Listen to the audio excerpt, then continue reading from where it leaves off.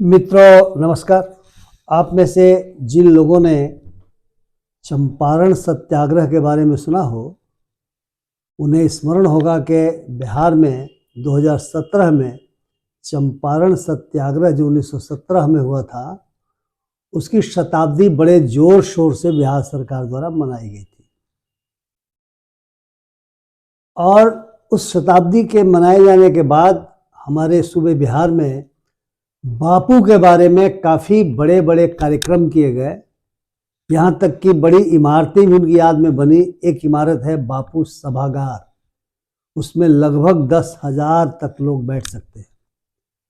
बाद में भी बिहार सरकार ने बापू के नाम पे दूसरी इमारतें बनाई हैं जिनमें उनकी ज़िंदगी के बारे में जो अनछुए छुए प्रसंग हैं उन सब का वर्णन किया गया है।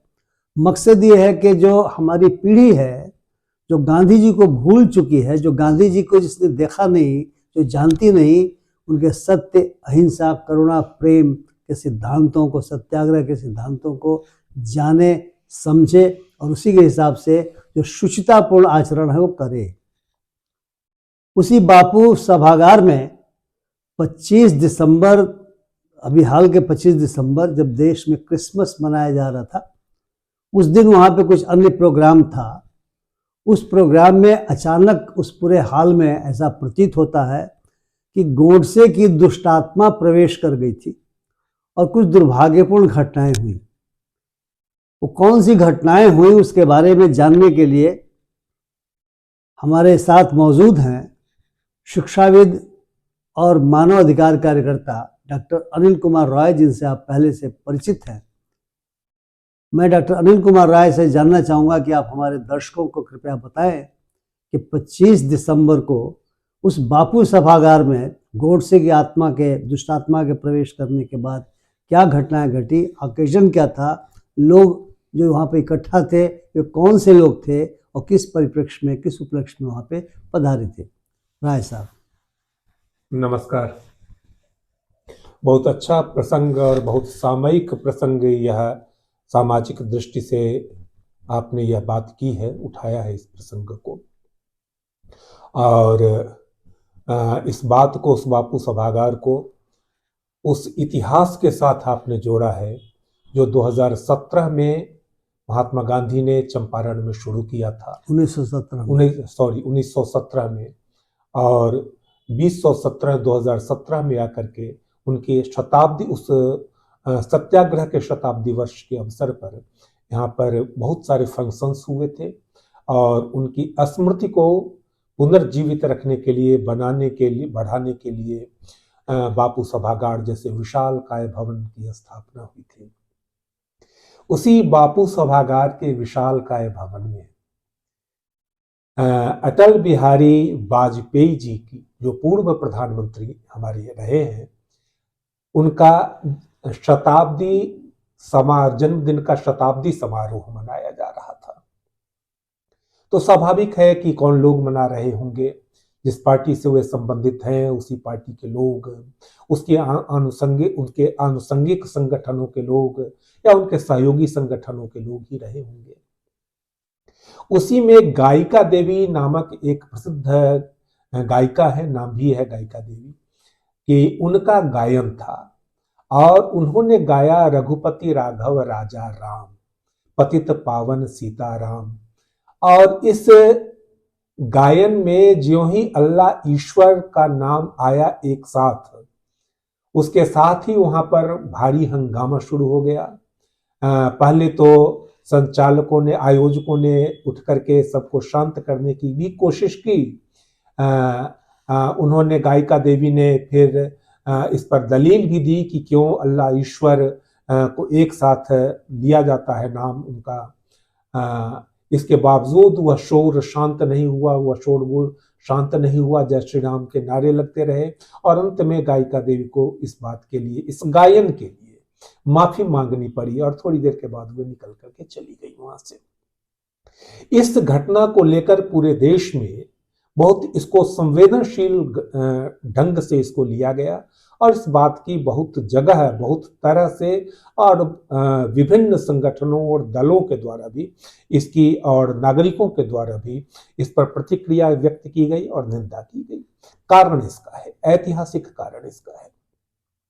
पहली बात यह है कि वह बापू सभागार हमारी उस स्मृति में है जो 1917 में बापू के द्वारा चंपारण में शुरू किया गया था और वह सत्याग्रह बाद में चल करके कुछ ही दिनों के बाद आजादी के आंदोलन में तब्दील हो गया था। वह गांधी के नेतृत्व में जो आंदोलन चला वहां पर चंपारण में, उसने आजादी के आंदोलन, आजादी के मार्ग को प्रशस्त कर दिया और लगभग 190 वर्षों की जो वह गुलामी थी उससे हम आजाद हुए। तो वह स्मृति है। तो अगर हम उस स्मृति भवन में अगर हम इस तरह का बापू के गीत के नाम पर अगर हम शोर करते हैं तो इसका एक मतलब यह भी निकलता है कि हम उस आजादी के आंदोलन की पूरी परंपरा को नकार रहे हैं, उसके हम खिलाफ हैं। जैसा कि जिस दल के लोगों का वहां पर आयोजन था, के द्वारा वहां पर आयोजन था, वो लोग ये भी कहते हैं कि 2014 में ही से ही आजादी शुरू हुई है, उसके पहले आजादी आदेश हुआ कहां था। तो वह मानसिकता वहां पर झलकती है। दूसरी बात कि जिस गीत के का विरोध वहां पर किया गया था वह गीत गांधी ने दांडी मार्च के समय वह गीत मतलब भजन था, जो भजन है वह कि दांडी मार्च के समय अपनाया गया और वह हिंदू मुस्लिम एकता को दृष्टि में रख करके वह गीत, वह भजन है सो गांधी गाते थे। बाद में साबरमती आश्रम की प्रार्थना सभाओं में वह गीत लगातार, और इसके बाद उसका प्रचार, उसमें सीताराम शब्द भी है। जी जी जी जी जी। तो गांधी के द्वारा उसको अपनाया गया। इसको इस रूप में कहा गया कि यह हिंदू मुस्लिम एकता के प्रतीक के रूप में उनको जोड़ने के लिए या अल्लाह और ईश्वर शब्द का एक साथ नाम लिया जाता है। मैं अगर इस बात को, चाहे आप उस गीत को, उस भजन को अगर आप देखें तो उसमें आप देखेंगे कि रघुपति राघव राजा राम पतित पावन सीताराम अल्लाह ईश्वर तेरे नाम। तो इसका अर्थ होता है कि अल्लाह ईश्वर सब वह राम ही है। इसको आप इसका यह अर्थ लगा सकते हैं।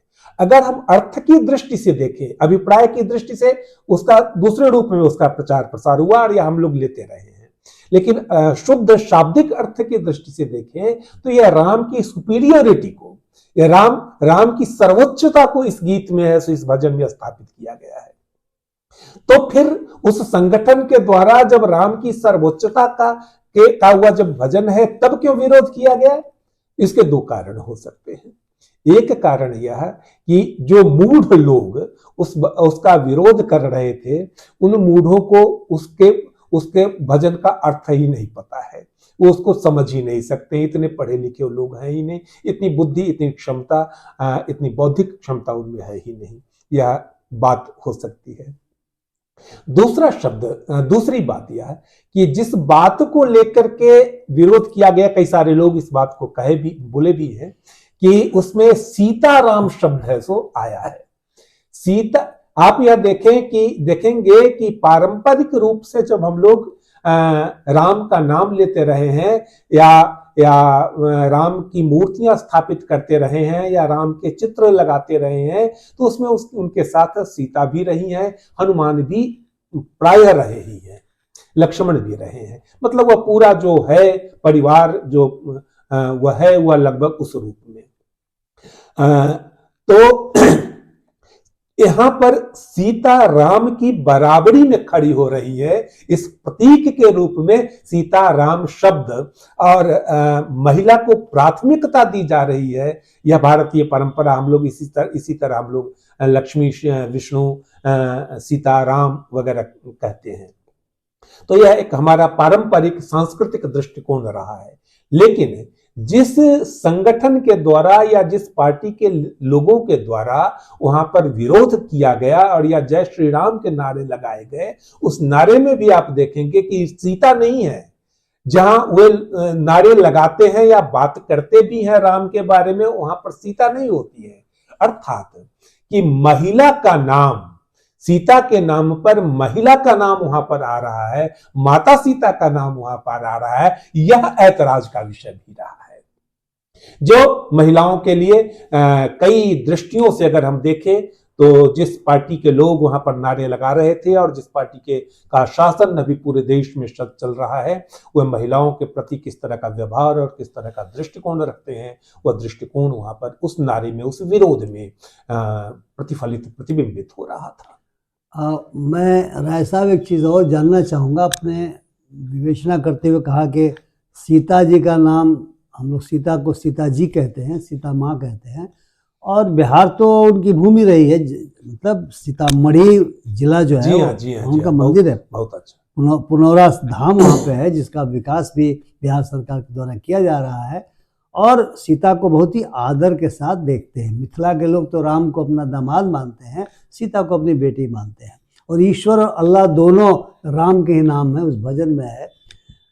कहीं ऐसा तो नहीं कि ये जो लोग भड़के थे वे गांधी जी के भजन के कारण भड़क गए थे? क्योंकि ऐसे लोगों को गांधी जी के भी नाम से बड़ी आपत्ति होती है। तो 3 कारण हो गए, तो गांधी जी का नाम बापू सभागार में, गांधी जी का प्रिय भजन, दूसरा सीता जी का नाम, और तीसरा अल्लाह का नाम, जिसको हमारे मुस्लिम भाई बहुत ही पवित्र नाम मानते हैं और दुनिया मानती है पवित्र नाम। ईश्वर को आप चाहे जिस नाम से पुकारना चाहें, अगर आप विश्वास करते हो तो हर नाम ईश्वर का प्रिय होना चाहिए। तो गांधी जी के कारण तो ऐसा नहीं हुआ। जी हाँ, गांधी इस देश में, अगर दुनिया इस देश को जानती है तो उसके 2 आदमियों को, 2 लोगों को, एक बुद्ध के कारण और एक गांधी के कारण। और गांधी आधुनिक युग का वह प्रकाश स्तंभ है, और अंधेरे का राज तभी कायम हो सकता है जब प्रकाश को खत्म किया जाए। किसी कोने से भी प्रकाश की अगर संभावना रह जाती है, कोई छिद्र संभावित रह जाता है, तो वह छिद्र पूरे प्रकाश को, चाहे अंधकार को, चाहे वह कितना भी घना हो, सघन हो, उस अंधकार को नष्ट कर देगा, समाप्त कर देगा। तो गांधी वह प्रकाश है, और इसीलिए अंधकार के देवदूतों, अंधकार के राक्षसों को, शैतानों को हमेशा ही गांधी के प्रकाश से भय होता है। और बहुत सुंदर आपने कहा कि गोडसे की आत्मा प्रवेश कर गई, बहुत सुंदर आपने फ्रेज या गढ़ा है, और सचमुच हुआ गोडसे की आत्मा, गोडसे का कि वह शैतानी आत्मा अपना करतूत है वहां पर प्रस्तुत कर रही थी। तो मित्रों, बापू सभागार में 25 दिसंबर 2024 को जो कुछ भी हुआ, और जिन लोगों ने इस तरह से घृणित कार्य किया, उनके विरुद्ध बिहार सरकार ने अभी तक कोई कार्रवाई नहीं की है। मैं आशा करता हूं वो कार्रवाई करेगी, लेकिन मेरा डर थोड़ा सा और है, मेरी चिंता किसी और बात को भी लेकर के है, क्योंकि मैं प्रशासन में रहा हूं। एक कोरियाई फिल्म है ट्रेन टू बुसान। उस ट्रेन में शुरुआती दौर में जहाँ से वो ट्रेन खुलती है, कुछ ऐसे लोग प्रवेश कर गए हैं जो जोम्बी की दशा में चले गए हैं, यानी जोम्बी यानी प्रेत की दशा में चले गए हैं, और वे जिनको काटते हैं वह भी प्रेत बन जाते हैं। स्थिति ऐसी होती है कि ट्रेन बुसान शहर के लिए सियोल से रवाना होती है, और रास्ते में हर डब्बे में वे प्रवेश करना चाहते हैं, उन्हें रोका जाता है, किंतु कई बार वे प्रवेश करने में कामयाब हो जाते हैं, और उस डिब्बे में बैठे हुए सभी लोगों को बारी बारी से काट करके और उन्हें जोम्बी बना देते हैं।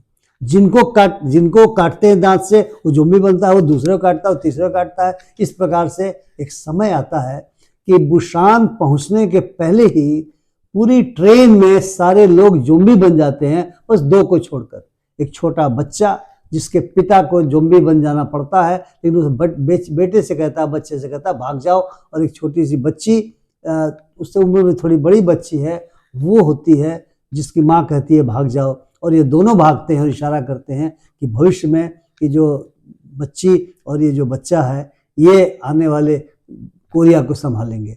मुझे इस बात के लिए चिंता है कि ऐसा नहीं हो कि बापू सभागार से निकले हुए ये गोंडसे की दुष्टात्मा के काटे हुए लोग, दुष्ट आत्माओं से प्रभावित लोग जोम्बी बन गए हों और पूरे बिहार में फैल जाएं, क्योंकि बिहार के अगल बगल के राज्यों में इस तरह की घटनाएं खूब होती हैं। गांधी जी को भी गाली दी जाती है, यहाँ तक कि गांधी जी के पुतले को गोली तक मारा जाता है। और हमने संसद में देखा था कि हमारी एक प्रदेश की महिला सांसद ने किस तरह से अनर्गल भाषा का, अभद्र भाषा का प्रयोग किया था। और ये लगातार जो लोग गोंडसेवादी कहे जाते हैं, जो गोंडसे के द्वारा किए गए कुकर्म को कई बार न्याय संगत भी ठहराने की कोशिश करते हैं, मंचों से भी और अपनी सभाओं में भी वे लोग कई प्रदेशों में बढ़ गए हैं, लेकिन बिहार उससे अछूता था, बचा हुआ था। इसलिए मेरी चिंता ये है कि ऐसा नहीं हो कि गोंडसे की दुष्टात्मा हमें जोम्बी बना दे। बिहार के लोगों को, जो समझदार लोग हैं, कि उनको भी जोम्बी नहीं बना दे और एक दूसरे को उसी तरह से काट करके जोम्बी बनाना शुरू करेंगे तो यह बिहार के लिए बहुत ही भयानक स्थिति हो जाएगी। मित्रों, गांधी जी ने सत्य, अहिंसा, क्षमा, दया, करुणा सिखलाया। सीता माँ इसी की प्रतीक है। भगवान रामचंद्र को तो हम मानते ही मर्यादा पुरुषोत्तम है, और चाहे ईश्वर हो, चाहे अल्लाह हो, चाहे यीशु हो, चाहे जिस नाम से आप पुकारें, अगर आप धर्म को मानते हैं, अगर आप ईश्वर को मानते हैं, ईश्वर के कई नाम हो सकते हैं। मित्रों, इस पर चर्चा करने का उद्देश्य किसी को आलोचना करना नहीं था, अपने अंदर झांकना था और इस बात के लिए था कि आप भी विचार करें, आप भी विचार करने के लिए प्रेरित हों कि हमें बिहार को, देश को इस तरह के लोगों से बचाने की आवश्यकता है, इस तरह के जोम्बियों से बचाने की आवश्यकता है, और खुद को जोम्बी बनने से रोकने की आवश्यकता है अथवा नहीं आवश्यकता है। यदि आपको राय साहब की कही हुई बातें पसंद आई हो तो कृपया इस वीडियो को शेयर करें, लाइक करें और अपनी टिप्पणियों से हमें लाभान्वित करें, और मेरे चैनल को सब्सक्राइब करना न भूलें। बहुत बहुत धन्यवाद। नमस्कार।